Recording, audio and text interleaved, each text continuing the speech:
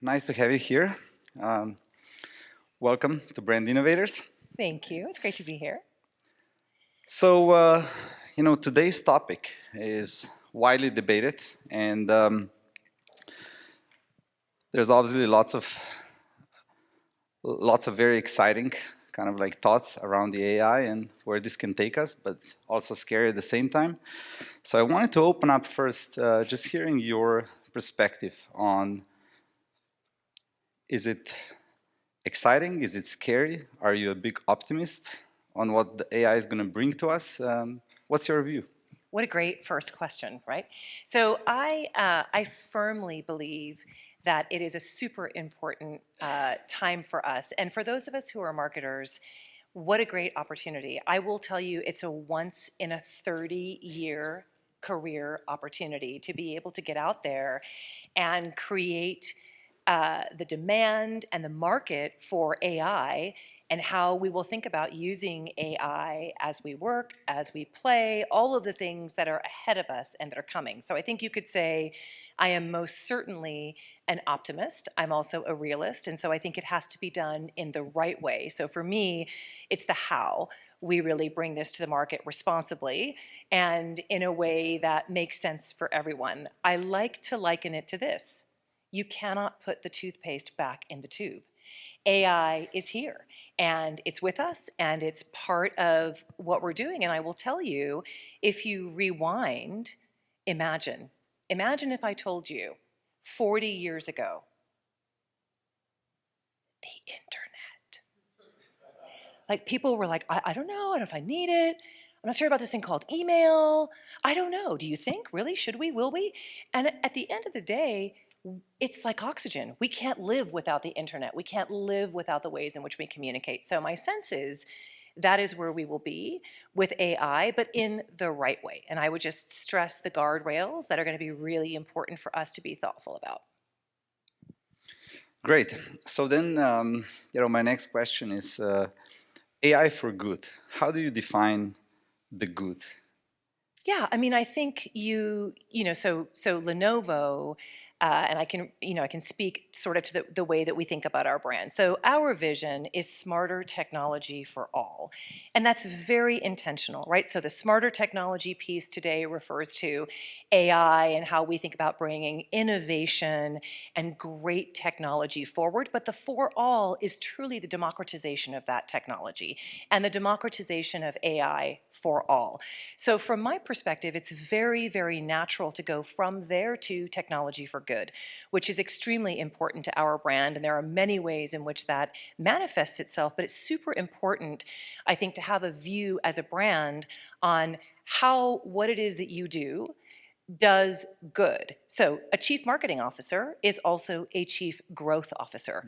I am responsible for driving the business and for selling our products. I am also responsible for our brand. And I am also responsible for making sure that I use those two assets together to do good. So I think that's how it all comes together. How did your work in the marketing department change in the last year or the last 2 years? Because the large language models are fairly new.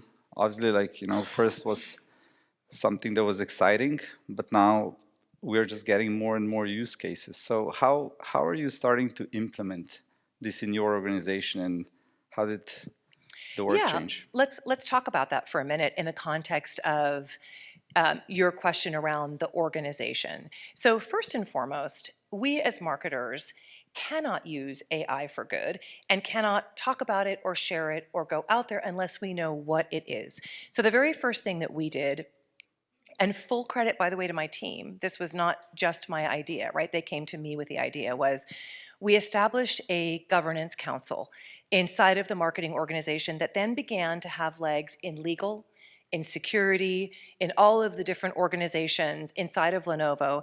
And it really became a driving force for two areas. One, governance. How will we govern ourselves? How will we use the tools that are available to us? And I can give you the litany, you know what the litany is. How will we do that for ourselves? And then how will we educate ourselves? And so we actually went out and found an incredible specialist. He came in and created a bespoke curriculum that we based on, wait for it, a survey. We just went to our teams and we said, what do you know? What do you not know? What do you want to know? The first thing they wanted to know more about was how to use AI and specifically large language models. So we went out, we bought 200, 250 licenses. We nominated people within marketing who we thought would be kind of trailblazers and people who would lean in and people who would want to be a part of sort of the beta, if you will. They took the training, they've been a part of it. I will say that we're at course, this is very specific, like number 7 of 11. And the most incredible thing happened. The teams who were in training formed a sub-team and became like the AI enthusiast community. It's amazing. They're so into it that they have, they've come up, and I'm super proud of this work, it's just incredible. They've come up with a whole way of thinking about prompts. So if you spent any time in generative AI and you've spent any time in the technology, you know that the key and the core to that side of AI is prompt. So we now have a team focused on prompt curation, prompt engineering, and a prompt library that they are building in our platform so that we can take advantage of all of the knowledge that they have, and all by themselves and super enthusiastic. So to answer that question, it's really about how we inside the organization think about using AI responsibly. And to do that, you have to understand it. And it's a journey. We're all learning. We're all figuring it out. My most important piece of advice is it is here to stay, and you're going to be much better off if you know how to use it than not. Absolutely. Can you share any of the use cases that so far have been maybe the most productive? Any? Yeah, I mean, I have a great example that I can talk about. So we at Lenovo are a global sponsor of the F1. And that is really important to us. You know, sports is the great unifier. It pulls all people together across all areas of life, and we want to be where our customers are. So working with the F1 has been a very natural relationship with us, and we are with the organizers of the race, so 24 races a year, et cetera. So that's the first piece. The second piece is, in our B2B business, we're really interested in getting to CIOs and helping them understand more about our value proposition. It's very difficult to do contextual targeting really well, right? So this is the kind of the creative set is the F1 and the stories around technical. The second set is the CIO and trying to reach them. So we worked with a company with our agency of record and our media COE. So we have an in-house media COE, and we brought in a company called SeatTag. And what they were able to do is use AI to do a much better job of contextualizing so that we could reach CIOs, who were super interested in the F1 and who would be receptive to our messaging. And we saw a 55% increase in the efficiency of our media just based on the ability of AI to be able to do that. And it's as you all know, it is super difficult to get that right context every time. So that's just one example of how we've been using it in our organization. So do you then believe the AI is going to just help you improve results and outcomes, or do you also see this as a efficiency driver and just something that's going to basically help to maybe lower the costs on the marketing investment and kind of get same outcomes with significantly less? Like, on which side are you? Is it first an efficiency play or effectiveness? Oh, I absolutely think it's an and. I don't think it's an or, right? I think it's an and. I think it's going to drive huge amounts of efficiency. I think it's going to help us in our jobs. Ultimately, my hypothesis is this: AI is not here to replace us. AI does not have emotions. It does not have feelings. It is not sentient. It is not human, right? But with that said, what will happen, I think, is folks who don't know how to use AI and how to incorporate it, or those in your organization who are better at that than you might be, that's where I think you have to be paying a ton of attention. And so that's where I think you've got to familiarize yourself, you've got to dig in, you've got to lean in. But I think there's a ton of promise for AI. Another great example is just sort of the ability for the agent to take care of more menial tasks. It's a lot of time and energy to make sure your expense report's exactly right, or that media insertion perfectly matches exactly what your rotation schedule looked like, right? So if AI can do that all day long, perfect. Can you talk about any of the campaigns that that you've leveraged AI and perhaps because of that, the creative idea changed, or you've done something that you couldn't do without AI? Is there any work that you'd like to highlight? Absolutely. So coming back to technology for good, a key target audience for us is Gen Z. And so one of the things that we have done, I think we're in our fourth year of a campaign that we call Work for Humankind. And it isn't really an advertising campaign so much as it's really around thought leadership and the things that our brand does in the context of work for humankind and technology for good. So quick story, we're trying to communicate with Gen Z in a better way, and it's our responsibility to get out there and make the world a better place. So based on some research that we did, we found that a number of Gen Zers were struggling with this idea that they have a digital self. So this is how I express myself online. Here are my interests. Here's my gig. Here's my side hustle. Here's, who I am. And then there's the physical side, and they may not match. And that drives conflict. And we found that 67% of Gen Zers, at least the ones that we spoke to, felt a ton of conflict there and discomfort. And so we put together a program that was deeply infused with AI called Meet Your Digital Self. We chose two heroes in the world who were a great example of this, one in the UK, one in Japan. And what we did was we built an avatar of our heroes. And we conducted conversations between those heroes, which were 100%, real life as much as an avatar can be, all built on our technology, and curated conversations between those avatars and the family members. So the family member could say to the avatar, tell me more about who you are and why this is the case, and tell me more about what motivates you to do this in a very sort of safe and important space. And then we'd bring in our heroes, and you can imagine it was deeply emotional. But the point was, our brand can use technology for good to have conversations that are difficult in a way that feels much more natural. And then on top of that, we include always in these campaigns an NGO. In this case, it was Shout in the United Kingdom, which is a crisis hotline. And after we put the campaign together, we ran it solely on social. Again, not a major advertising campaign. That's not the purpose of this. We saw their phone lines increase, like I don't have it off the top of my head, don't quote me, but something like 30 or 40% in the weeks following the campaign, because you could see those conversations were starting to happen. So if I can be a part of a brand and a company that can provide technology for good, I think that's something that's well worth it. And we see it as our responsibility to make the world a better place. Wow, that's an interesting idea. So was this idea developed in-house, or are you leveraging external agencies, maybe even new agencies who are now just more savvy in leveraging AI and coming up with new ideas? How do you see this relationship between now brand teams and agency teams as we are kind of going through this disruption? Yeah, I mean, you're going to kill me for saying it again, but right? I mean, the key here is you have to have a deep and excellent and respectful relationship with your agencies because you're partners. Now, you're also listening to somebody who spent a huge percentage of her career in an agency, in the account management function, responsible for the health and well-being of those relationships. So I am adamant with my teams that we work with our agencies as absolute partners. We worked very closely with our agency partners. They've been with us since day one. We had a very audacious idea coming out of the pandemic. I can talk about that one too.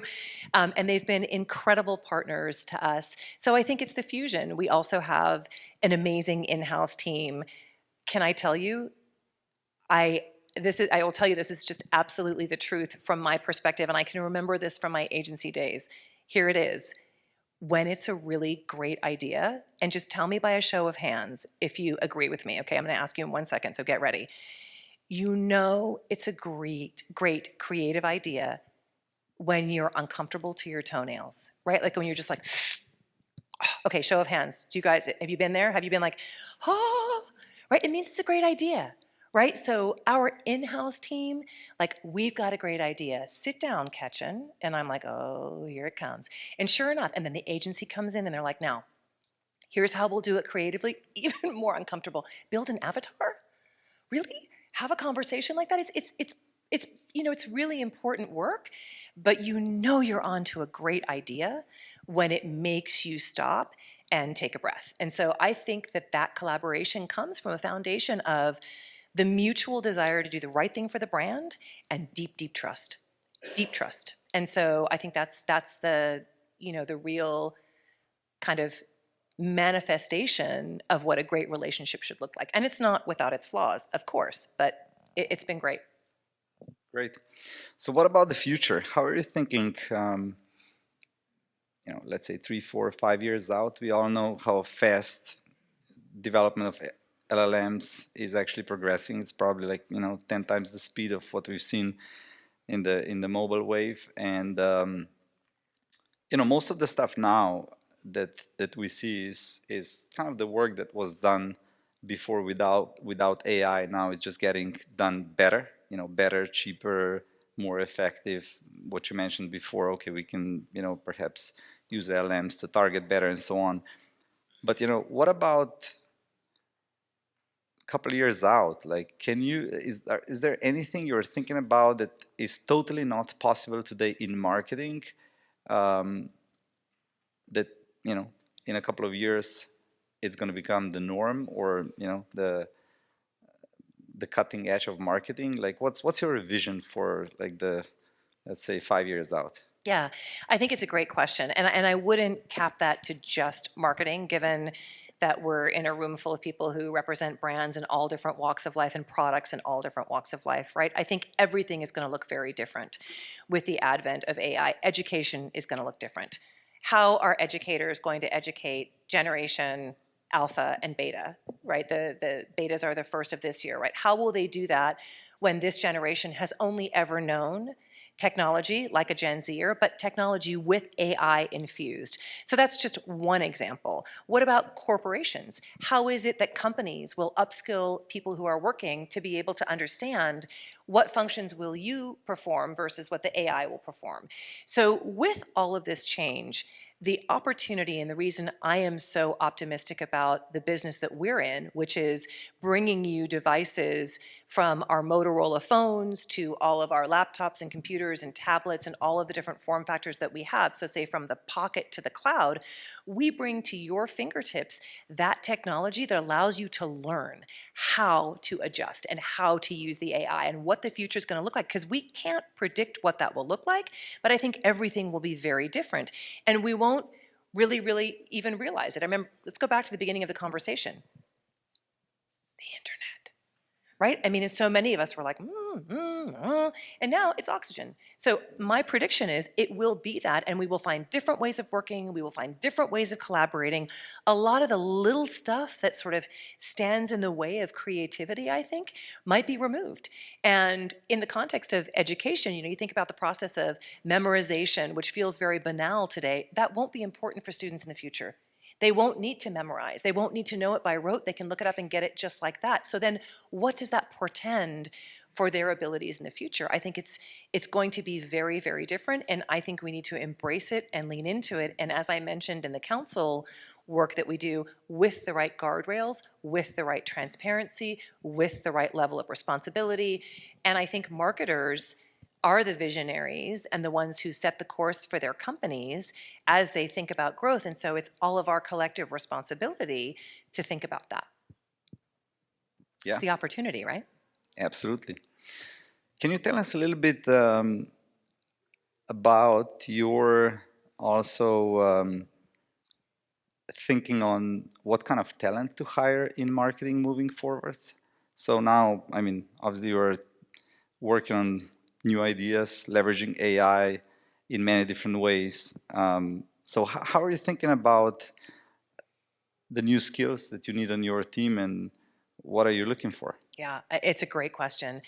I spend an enormous amount of my time thinking about our teams and our people and their trajectories, their growth. It's one of the most difficult and yet most satisfying parts of the job is the human part of it, right? And making sure you're there to mentor and to coach and to bring people along.